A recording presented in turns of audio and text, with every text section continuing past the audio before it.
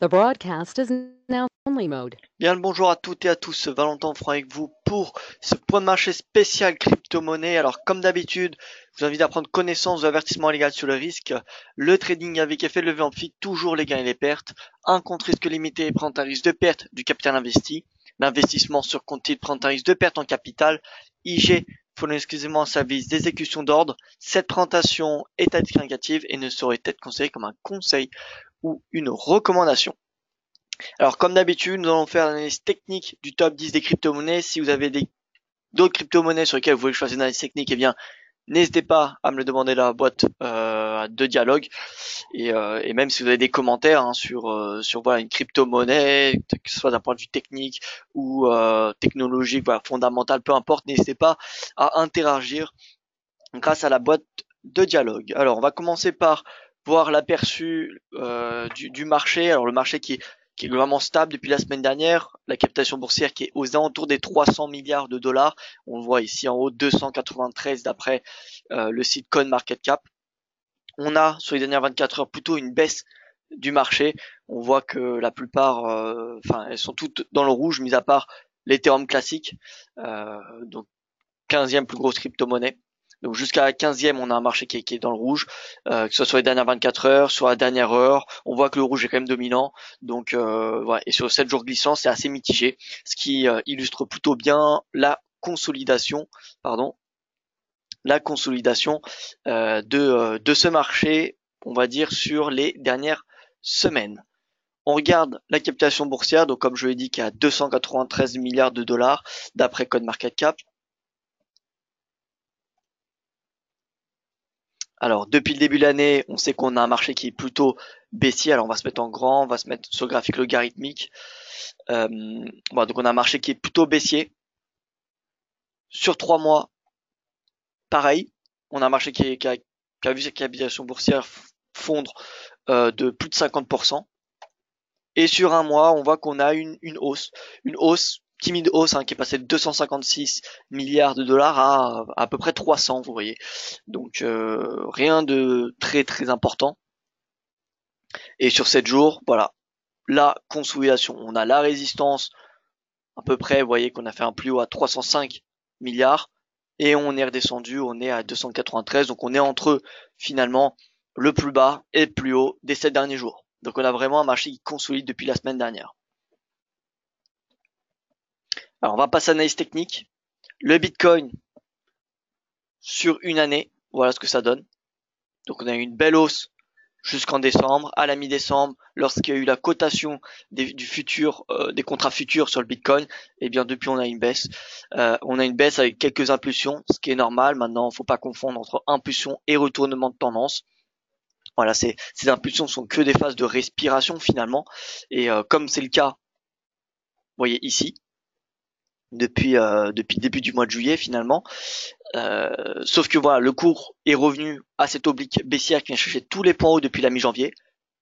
Cette oblique a 3 points de contact, un, 2, 3. Et donc, d'un point de vue de cette oblique, euh, ma perspective est plutôt baissière. Voilà, on a un RSI qui était suracheté, il est dorénavant, vous voyez, il est en baisse. On a un prix qui consolide. Néanmoins, on n'a pas d'impulsion baissière, ce qui empêche de mettre en place stratégie vendeuse. Par contre, sur le graphique 4 heures, on voit quand même qu'on a une belle divergence sur le graphique 4 heures, comme ce fut le cas finalement lors du dernier test de cette oblique. Vous voyez, on avait l'oblique des sommets de plus en plus bas, alors que sur le prix, les sommets étaient de plus en plus hauts. Donc voilà, je me dis qu'avec cette oblique plus la divergence sur le graphique 4 heures, eh bien le scénario baissier me semble à privilégier plutôt que la hausse vers les 10 000 dollars. Donc c'est qui tout double. Soit on a une cassure de cette oblique et dans ce cas-là on vient chercher les 10 000, ou soit voilà on a un retournement, on a une reprise de la tendance baissière et dans ce cas-là, eh bien on va chercher les 6 000 avec un stop avant tout à 7 100 dollars qui correspond à 50% de retracement de cette tendance. Voilà donc mon opinion, eh bien elle est plutôt baissière. Avec ces signaux qui tournent davantage à la baisse plutôt qu'à la hausse. Maintenant, on n'a pas encore vraiment le RSI qui est passé sous 50. Et comme vous le savez, pour ceux qui me suivent depuis maintenant pas mal de temps, ce que j'attends c'est que le RSI dépasse 50. comme ce fut le cas, vous voyez, à ce moment-là, le 7 mars, franchissement de 50 du RSI, et vous voyez qu'ensuite on a eu une belle baisse. Ici, pareil, on a eu donc la divergence au graphique 4 heures, et ensuite sur l'unité de temps journalière, on a le RSI qui clôture sous 50. Et là, vous voyez, on a une belle baisse. Donc, ce qu'il faut attendre, finalement, pour trader à la vente, eh bien, c'est que ce RSI journalier clôture sous 50. Et dès lors qu'il clôturera sous 50, on pourra shorter le Bitcoin. Et pour acheter, eh bien, il faut attendre des signaux bullish, et pour le moment, nous n'en avons aucun. Donc, pour le moment, c'est un peu le wait and see, c'est-à-dire qu'on attend, et voilà. Donc oui, un Bitcoin assez difficile. Par contre, d'un point de vue technique, c'est assez propre quand même, hein. On a cette oblique 4 points de contact. Vous voyez que c'est atteint à la perfection. Vraiment, d'un point de vue technique, c'est assez quand même propre, hein. On va passer sur l'Ether. L'Ethereum, voilà, on retrouve cette oblique. Alors je le précise pas, mais je suis sur un graphique logarithmique, hein, tout le temps sur les crypto-monnaies, graphique logarithmique, étant donné que c'est assez volatile. Il faut du logarithmique, sinon ça perd un petit peu en crédibilité. À part si vous faites sur du intraday, du très court terme, dans ce cas-là, vous n'êtes pas obligé. Mais dès que vous mettez sur du journalier, sur les crypto-monnaies, c'est nécessaire d'être, je pense, hein, sur du logarithmique. Donc on a cette oblique qui a que 2 points de contact. Vous voyez que le RSI, il oscille autour de 50, hein, sur cet Ether. En 4 heures, c'est pareil, on n'a pas grand-chose, si ce n'est peut-être un triangle. Vous voyez un triangle finalement symétrique.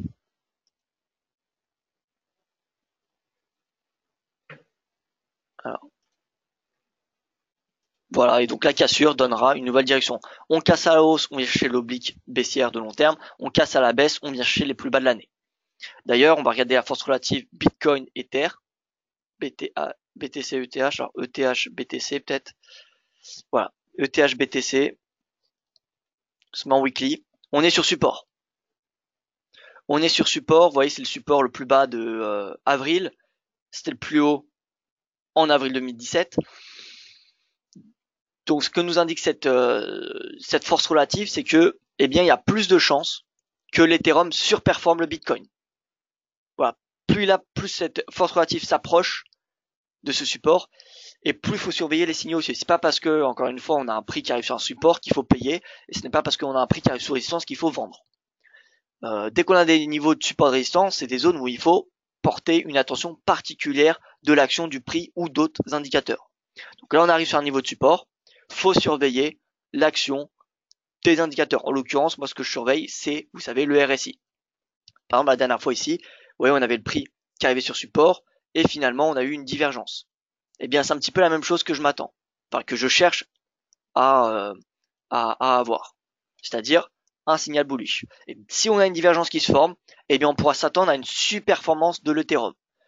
C'est pas forcément un signal bullish pour l'Ethereum, ça veut simplement dire que l'Ethereum va surperformer. Donc en clair, si on a des signaux baissiers sur le Bitcoin et l'Ethereum, eh bien il faudra privilégier la vente sur le Bitcoin, étant donné que le Bitcoin devrait sous-performer l'Ethereum. Donc si on veut optimiser notre rendement, eh bien on doit se mettre sur la crypto qui est la plus à même de sous-performer, et en l'occurrence ça serait le Bitcoin si on a cette force relative qui rebondit. Tant qu'elle ne rebondit pas, le Bitcoin surperforme.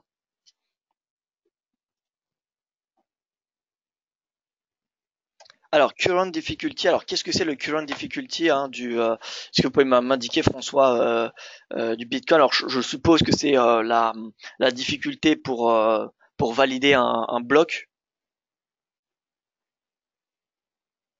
Alors, comment j'explique? Eh bien, peut-être au niveau du nombre de transactions. Faut regarder.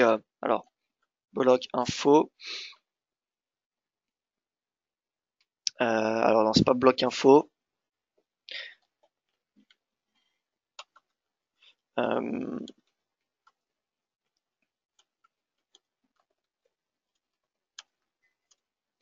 Peut-être le nombre de transactions qui est en hausse, donc forcément, alors bit info chart, voilà. Alors nombre de transactions.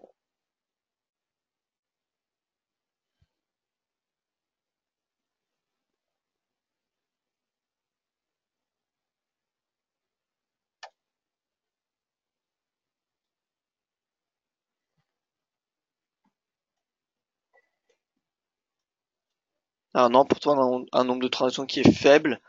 Euh,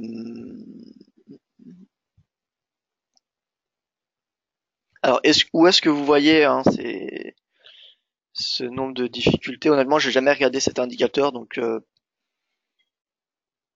je ne saurais vous donner des renseignements.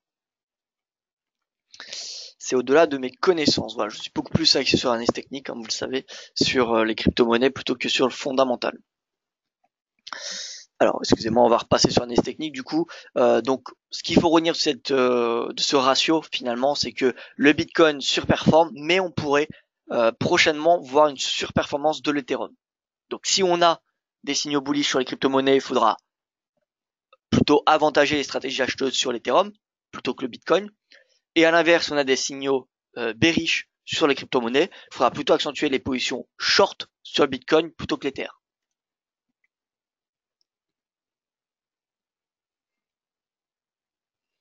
Alors écoutez François, je vais me renseigner. Honnêtement, j'ai jamais vu cet indicateur qui est en difficulté. Hein. Je ne sais pas du tout. Donc je vais me renseigner et je reviendrai vers vous dès que j'aurai des renseignements.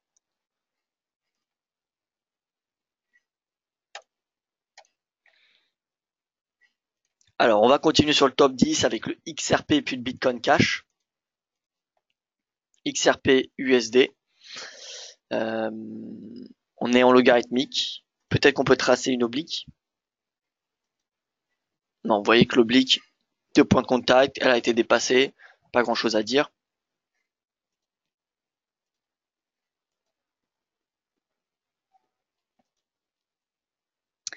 Donc on avait une divergence haussière, le RSI était passé au-dessus de 50, on a une réintégration. Le prix du XRP qui est finalement ses plus bas de l'année, vous voyez qui n'a pas eu son rebond, le rebond comme le Bitcoin l'a eu. Donc vraiment le XRP c'est la crypto on va dire euh, à shorter finalement. C'est celle qui sous-performe. Si on regarde XRP BTC, XRP BTC, la force relative elle est baissière depuis le début de l'année. On a eu une petite phase de hausse ici, mais ça veut dire que concrètement, le XRP ne fait que sous-performer le Bitcoin. Voilà, et on a un fort niveau de support. Voilà, vers ici. Donc on va les tracer finalement. Donc voilà, niveau de support. Oui, on a eu le breakout de ce seuil.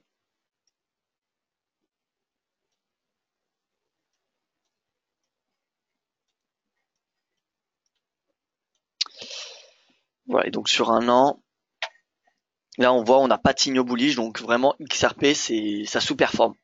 Le XRP sous-performe, donc c'est vraiment pas la devise sur laquelle il faut se positionner à l'achat et le RSI n'indique pas de divergence. Donc vraiment XRP, il n'y a pas de raison de, on va dire, payer ce token. En tout cas d'un point de vue de l'analyse technique. Hein.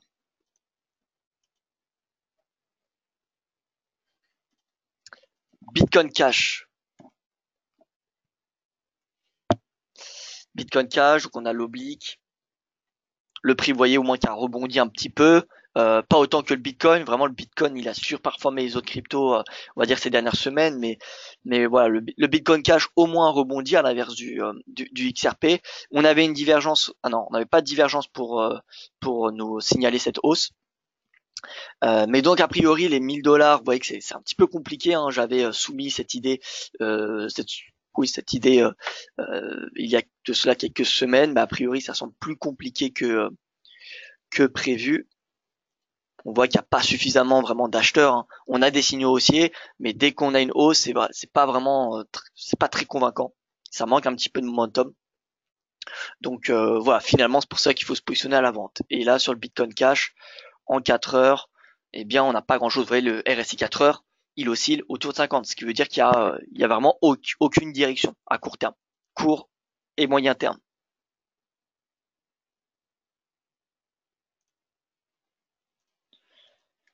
EOS USD. Donc de toute façon, là globalement ça va être moi j'ai plutôt une conviction baissière compte tenu du fait qu'on a le Bitcoin et l'Ethereum qui sont alors le Bitcoin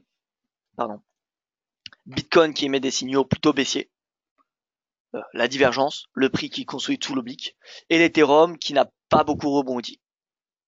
Et on voit un RSI qui est flat, en fin de tendance haussière.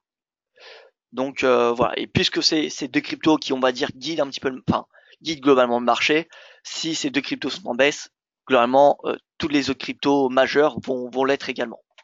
Donc voilà, je fais l'analyse des top 10 pour avoir des seuils, mais concrètement, mon biais, il se tourne de plus en plus à la baisse.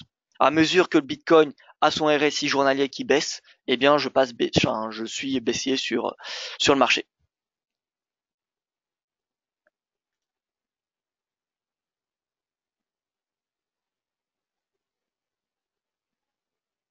Alors, EOS,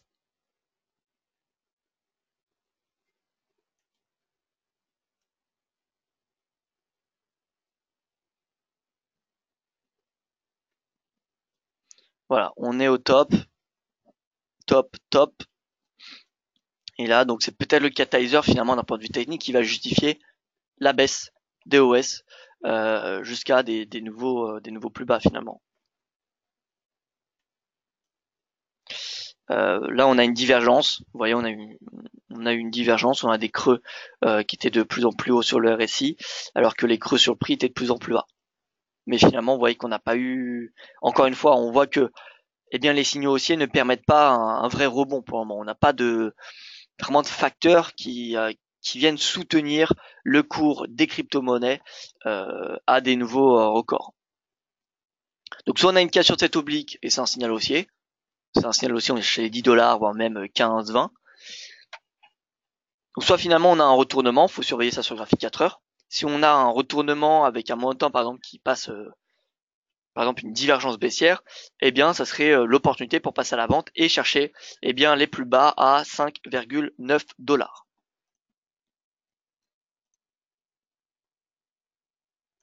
On va passer sur Stellar. Stellar pareil, hein, vous voyez perspective baissière, on a une belle divergence sur le graphique journalier, hein. C'est assez beau quand même. Là pour le coup, on l'a pas sur Bitcoin, là sur sa première, on va dire, divergence sur le graphique sur une temps journalière qu'on a pour le moment, enfin pour le récent top. C'est peut-être un signal précoce finalement. En tout cas, vous voyez que les dernières divergences sur l'unité de temps journalière du Stellar étaient particulièrement importantes. Alors, je vais mettre sur un autre graphique, hop, voilà, Stellar. Donc divergence, le RSI qui a 57, s'il passe sous 50, c'est signal bearish et on vient chercher les plus bas. Alors dans un premier temps 0,20, puis vous voyez les plus bas de l'année qui sont aux alentours des on va dire des 0,16, 0,15. Bon, donc si le RSI journalier du Stellar clôture sous 50, ça sera un signal baissier.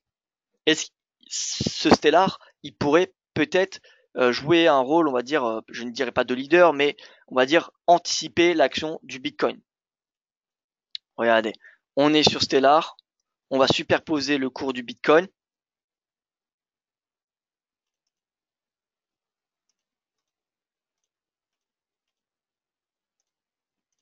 Et là, donc, on voit, on a fait... Ici, c'était le point bas du Stellar. Si on se met en prix de clôture, alors je vais mettre en prix de clôture.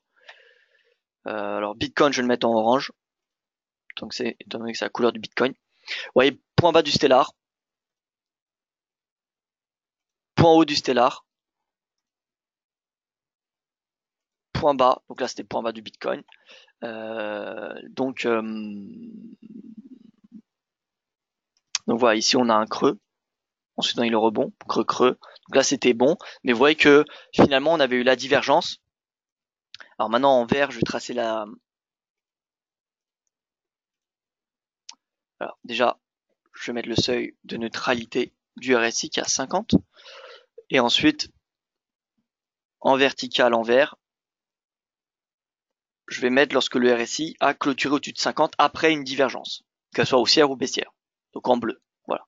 Bleu, c'est RSI qui clôture au-dessus de 50. Au-dessus ou en dessous, pardon. Qui passe en fait au-dessus ou en dessous de ce seuil. Ouais, donc vous voyez, donc sur Stellar, c'était au début hein, de tendance, mais sur le Bitcoin, c'était encore plus tôt. Là, c'était vraiment presque le point bas, Ici, c'était presque le point haut. Ici, bon, on avait déjà une petite hausse, mais vous voyez qu'on était relativement bas. Je vais continuer. Alors finalement ici, c'est pas vraiment possible puisqu'on n'a pas eu de divergence qui précédait. Mais vous voyez qu'en tout cas sur les 3 dernières divergences, eh bien, on en avait au moins 2 d'entre elles qui étaient précoces à l'action du Bitcoin. Donc peut-être que finalement, si Stellar clôture sous 50, à son RSI journalier qui clôture sous 50, ça serait un signal bearish pour le Bitcoin. En avance, bien évidemment. Donc ça sera à surveiller. Stellar, c'est vraiment une crypto à surveiller, pas vraiment d'un point de vue trading, mais parce que elle pourrait anticiper l'action du Bitcoin, elle pourrait donner une indication sur ce que va faire le Bitcoin.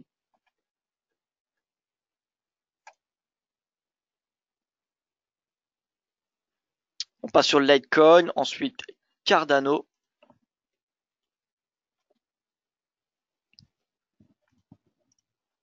Alors Litecoin, pareil, le rebond n'a pas été très convaincant. Pour vous donner un ordre d'idée, vous voyez le rebond du Litecoin, c'est le plus haut, il était quoi, 18%. Le Bitcoin, il a fait plus 50% dans ce rebond. Vous voyez, plus 45%. Donc on a vraiment une surperformance du Bitcoin à court terme. Maintenant on voit qu'il a du mal à progresser au-dessus de son oblique. Donc là le Litecoin, vous voyez que c'est une belle tendance baissière. Honnêtement il n'y a pas grand chose à dire, il faut juste attendre des signaux bearish. Pour le moment je n'en vois aucun sur le graphique journalier. Vous voyez que le RSI, on va dire, oscille à 50. La moyenne mobile à 20 jours est flat, et elle est à plate. Le RSI 4 heures et la moyenne mobile c'est pareil, c'est en range en fait. Il n'y a pas grand chose à dire sur le Litecoin. Donc on va passer directement à Cardano, qui pourrait être techniquement plus intéressante. Hop, donc voilà, cassure de l'oblique.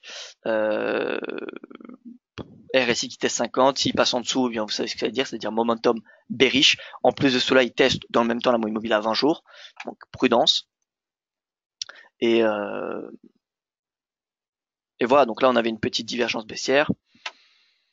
Pas grand-chose à dire d'un point de vue technique.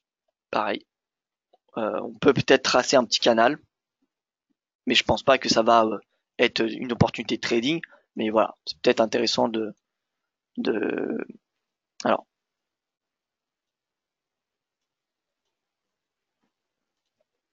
voilà, de le noter.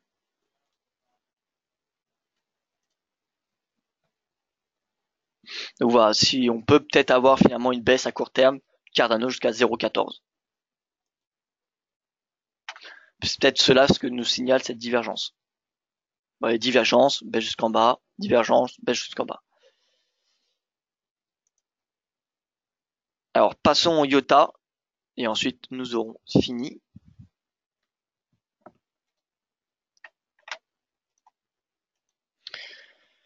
Alors IOTA au plus bas de l'année, vous voyez le rebond finalement n'a été que quoi, 10%. 10%, vous voyez, il n'y a pas eu grand chose sur l'IOTA malgré la divergence. Donc vous voyez, c'est pas parce qu'il y a une divergence qu'on va automatiquement avoir un rebond massif, hein, ou un retournement de la tendance. Donc IOTA baisse, 3 points de contact, ça y est, on a les 3 points de contact sur cette oblique. On se met en 4 heures, RSI qui est sous 50. Écoutez, c'est momentum bearish, là on vient chercher les plus bas de l'année. On revient à 0,88. Globalement, vous voyez, on a cassé la parité. Là, c'est direction 0,89, enfin 0,90. Voilà, le seuil psychologique. Donc là, on a une baisse de 10% à peu près à s'attendre. 8-10. Voilà, écoutez, ce sera tout pour ce point de marché. En clair, on attend encore davantage de signaux provenant du Bitcoin ou de Stellar. Si on a davantage de signaux baissiers, eh bien, on pourra shorter globalement l'ensemble des cryptos et on voit que la force relative Bitcoin Ethereum arrive sur support. Donc, c'est à surveiller. Mais si on a des signaux haussiers sur cette force relative, eh bien, il faudra privilégier, la vente du Bitcoin plutôt que l'Ether. Et ça prend un petit peu tout son sens parce que Bitcoin a surperformé, donc c'est normal que finalement cette surperformance se renverse. Donc finalement, si on a un retournement, si le marché de crypto repart en baisse ces prochaines semaines, donc ça peut s'engager dès demain, hein, si on a une belle impulsion baissière, ça serait possible de vendre le Bitcoin. Mais si on a vraiment un marché qui retourne en baisse, eh bien, il faudra plutôt privilégier à mon goût les stratégies vendues sur le Bitcoin que sur l'Ether. étant donné que le Bitcoin a surperformé, il y a beaucoup plus de chances qu'il rétrograde. Voilà un petit peu mon analyse sur les crypto-monnaies. J'espère que ça vous aidera. Je vous souhaite une excellente journée. Je vous dis à demain matin pour mon prochain point de marché. Merci pour votre attention et bonne journée.